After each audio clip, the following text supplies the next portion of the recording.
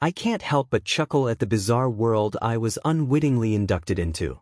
The hospitality industry is full of surprises, but nothing quite prepared me for the secret language of bananas that I would come to learn during my tenure at the Grand Plaza Hotel. I started my job with wide-eyed enthusiasm, eager to help guests navigate our bustling city and ensure their stays were nothing short of perfect.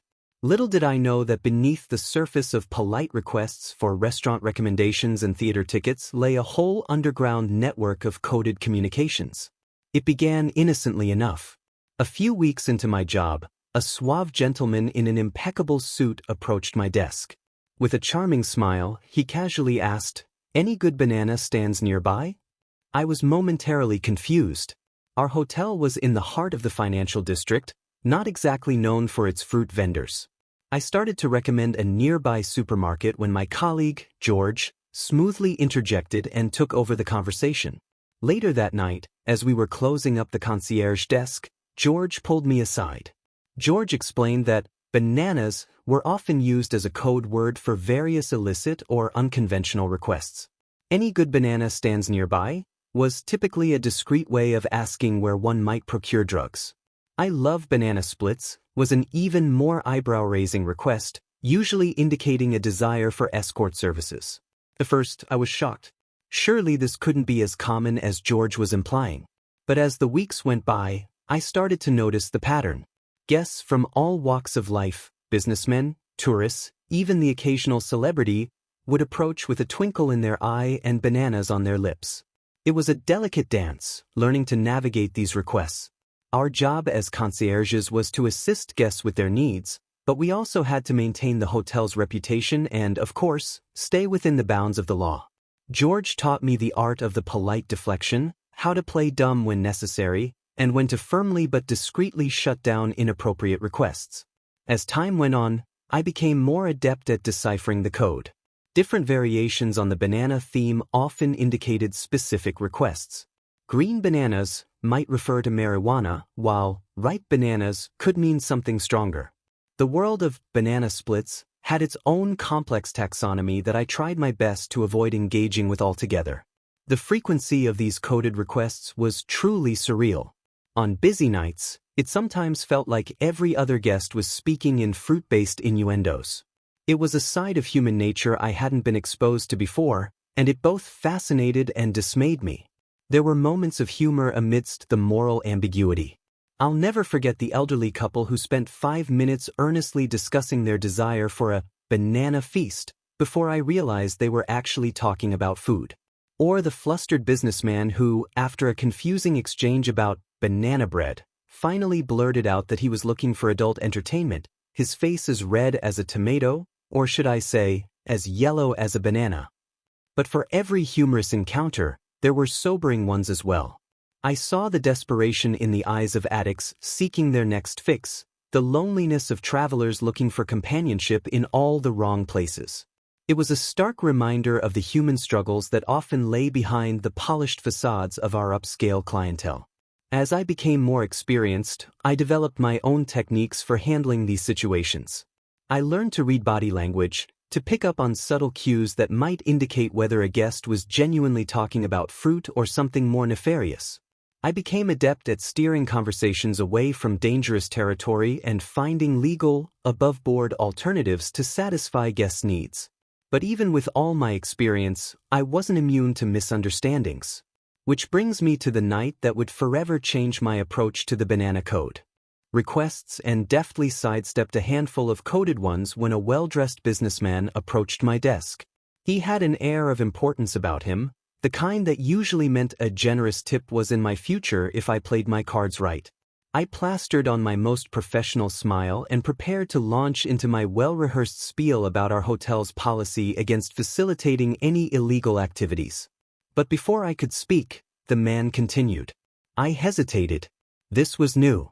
In all my years of dealing with the banana code, I'd never encountered someone using a sick child as part of their ruse.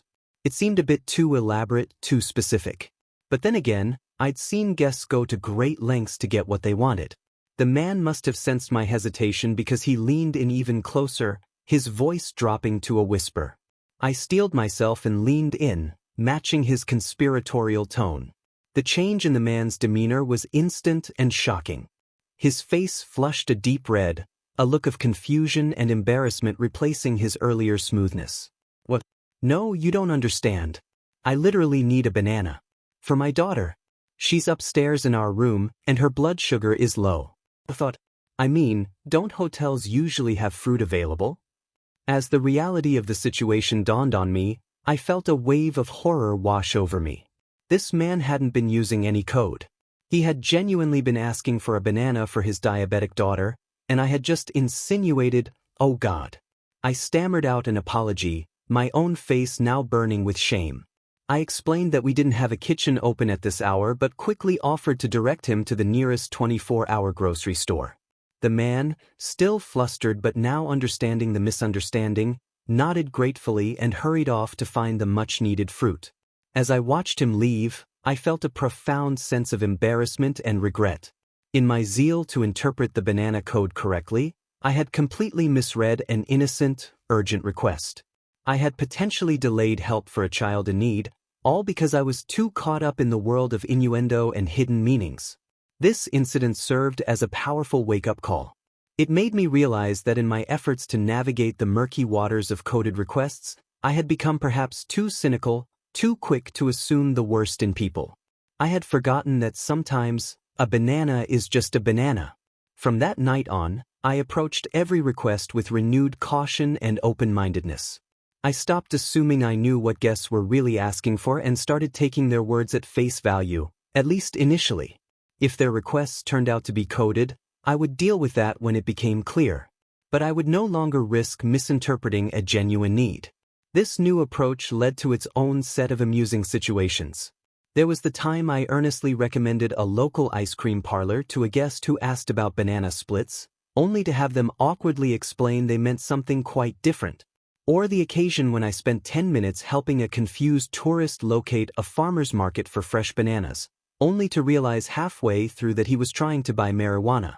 But these moments of awkwardness were a small price to pay for the peace of mind that came with knowing I wouldn't repeat my mistake from that night.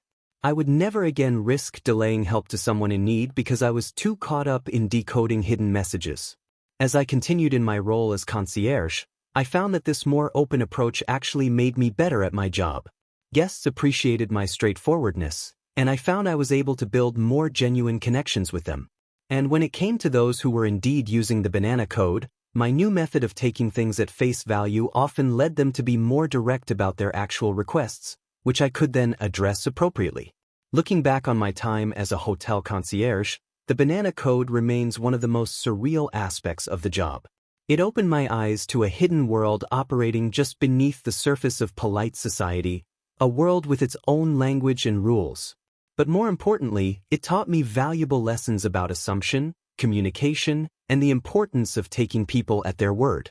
Now, years removed from the hospitality industry, I still find myself occasionally slipping into concierge mode when friends casually mention bananas. It takes me a moment to remember that they're probably just talking about fruit.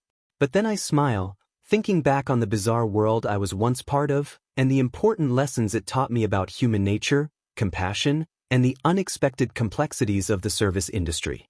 In the end, the banana code was more than just a secret language. It was a reminder that in life, as in hotels, things are not always what they seem, but sometimes they're exactly what they appear to be. And it's our job to approach each situation with open eyes, an open mind, and a willingness to take people at their word. Because you never know when someone might just really, truly need a banana.